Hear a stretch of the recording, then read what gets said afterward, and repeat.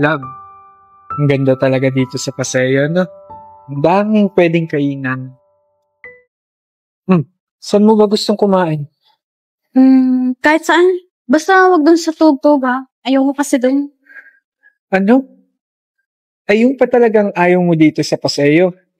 Ayun nga ang pinakamasarap na street food dito eh. Basta, ayoko din. Marami pa naman kakainan niya sa Paseo eh. Sa iba na lang. Sige, sige. Ikaw ang masusunod ah. Pero next time, titikman mo yun na. And for sure, pag natikman mo yun, uulit-ulitin mo. O doon tayo. Baka may mapili ka doon eh. Ano? Sige.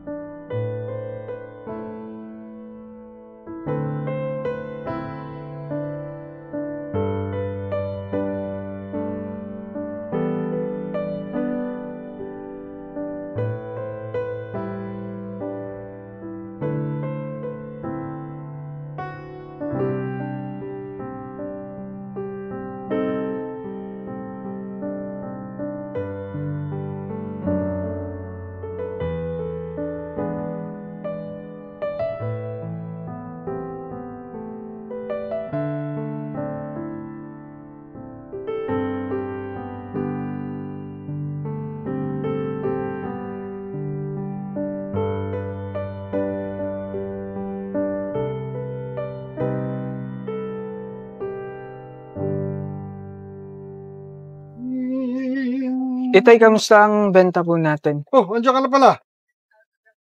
Okay naman. Kita-kita kanina yung dumaan ha. May kasama kang babae. Saan na yun? Itay, naihatid ko na po eh. Sorry po, hindi ko na po napakilala kasi po nagmamadali po kasi kanina eh. Tulungan mo muna ako. Mamaya iba. Sige po. Dami na naman tao. Ano ha?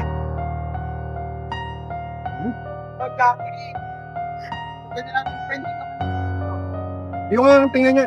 Okay po. Maganda dahil. Sige, handa mo na yan dyan. Itay? Tama ba yung pakakarinig ko, Bobby? Tatay mo siya? Akala ko, bibili ka lang dito ng fishball sa Paseo, pero tatay mo pala siya. Tapos, yun yung trabaho niya? Yung pinakaayaw ko pang pagkain? Teka, Lapat. Di ba hinatid na kita sa sakayan? Ba't nandito ka? Bumalik ako para kunin yung cellphone na iniwan ko sa'yo. Ay, yung cellphone. Oh, Bobby, cellphone. Bobby mo mukha mo. Hindi ko akalain na ganito pala trabaho ng tatay mo. Nakakahiya ka. Kaya pala ayaw mo akong ipakilala sa tatay mo kasi ganito yung trabaho niya? Vendor ng fishball at kikiam? Nakakatawa to. Ning, nahanda ka na po sa salita ba? Marangal na trabaho ito. Bobby, magpapaliwanag ako. Adrian, tapos na tayo. Huwag ka na magpaliwanag. Alam ko na lahat.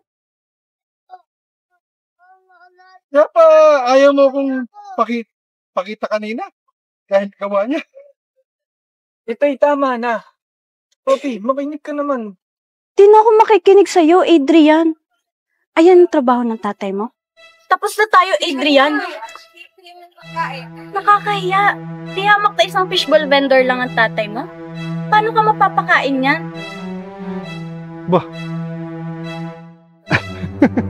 Ning, handa ka ng pagsasalita. Nadidinig mo ba yung sarili mo habang nagsasalita ka? Hindi mo pa nga kami kilala eh. Ano, may sasabihin ka? Pabayaan mo ako magpakilala sa girlfriend mo ba to? Oo. Ako ang tatay ni Adrian. At totoo din, nagtitinda ako ng fishball, pero isa akong empleyado ng pribadong kumpanya, anak. Hindi lang ako basta tindero lang ng fishball. Nagtitinda lang ako pagka may mga libre akong oras. Pangdagdag sa pang-araw-araw naming tustusin. Huwag mong mamaliitin ang pagiging tindero ng fishball. Napakasakit mo naman magsalita. Abay, ako'y isang ama ng tahanan. Ako'y nagsisikap. Bukod sa trabaho ko, ako'y nagtitinda rin dito para pantusto sa pangangailangan ng pamilya ko. Aba, anak. Kung girlfriend mo, aba, mag-isip-isip ka. Masyadong masakit magsalita yung girlfriend mo, anak.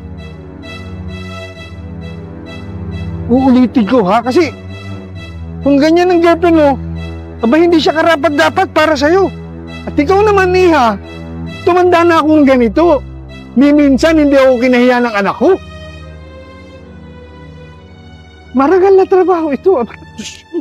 Natatawa ako sa iyo, hindi ko malaman.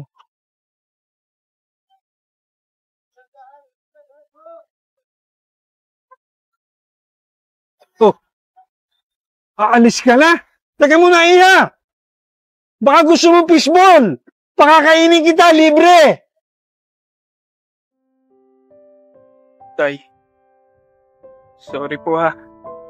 Hindi ko naman po sinasadya na hindi po kayo ipakilala.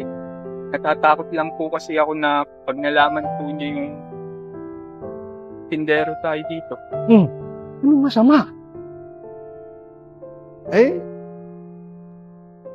Susunod, kung ikaw ay kukuha ng girlfriend, siguraduhin mong tanggap ang pagkatao mo at saka yung estado mo sa buhay. Hindi yung ganun. Maganda nga, ang ugali naman, Diyos ko. Sige lang. Okay lang yan. Sorry po ulit. Okay lang yan, okay lang. Sige na. Gusto ng fishball, akala ko kakain eh.